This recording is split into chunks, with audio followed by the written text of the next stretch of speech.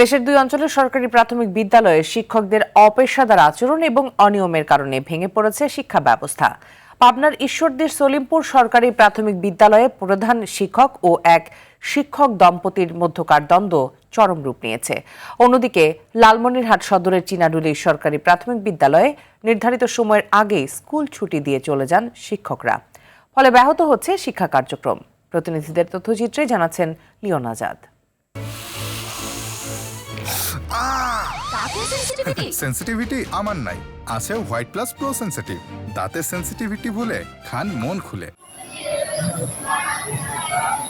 পাবনার ঈশ্বরদীর সলিমপুর সরকারি প্রাথমিক বিদ্যালয়, যেখানে মানুষ গড়ার কারিগরদের কাছ থেকে নৈতিকতার পাঠ নেয়ার কথা, সেখানে শিক্ষকদের এমন অপেশাদার আচরণে চরম উদ্বিগ্ন অন্যান্য শিক্ষক, অভিভাবক ও এলাকাবাসী। শিক্ষকের ভিতরে এখন দ্বন্দ্ব চলছে, হেডমাস্টার বা ওই মাস্টার।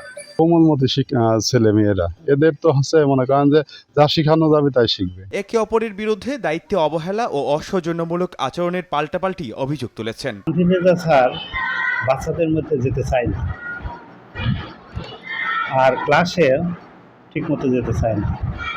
আমাদের সাথে দুরকম ব্যবহার করে, অন্য সরকারিদের সাথে যেমন করে আমার সাথে ঠিক সেরকম করে না। শুধুমাত্র হচ্ছে স্যারের কথা মতো চললেই জানা, স্যার যেটা বলবে তেলায় চলতে হবে, তেলায় চললেই জানা।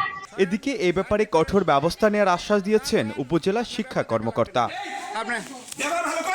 প্রাথমিক শিক্ষার এমন বেহাল দশা কেবল পাবনাতেই নয়, লালমনিরহাটের তিস্তার চরাঞ্চলেও চিত্রটা একই রকম।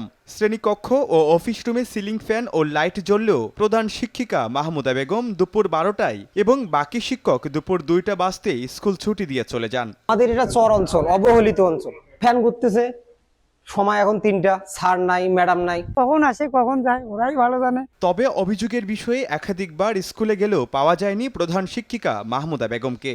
তবে মুঠোফোনে নিউজ না করার অনুরোধ জানিয়ে নিজেকে রাজনৈতিক দলের কর্মী দাবি করেন তিনি। আমি নিজেও বিএনপির একজন কর্মী।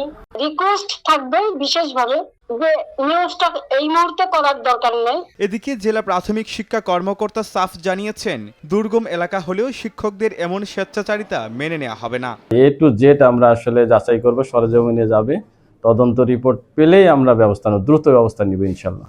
দেশের প্রাথমিক বিদ্যালয়গুলোতে শিক্ষকদের অভ্যন্তরীণ কোন্দল নিরসন এবং চরাঞ্চলের স্কুলগুলোতে কর্তৃপক্ষের সঠিক তদারকির মাধ্যমেই শিক্ষার সুষ্ঠু পরিবেশ ফিরিয়ে আনা সম্ভব, এমনটাই মত সংশ্লিষ্টদের।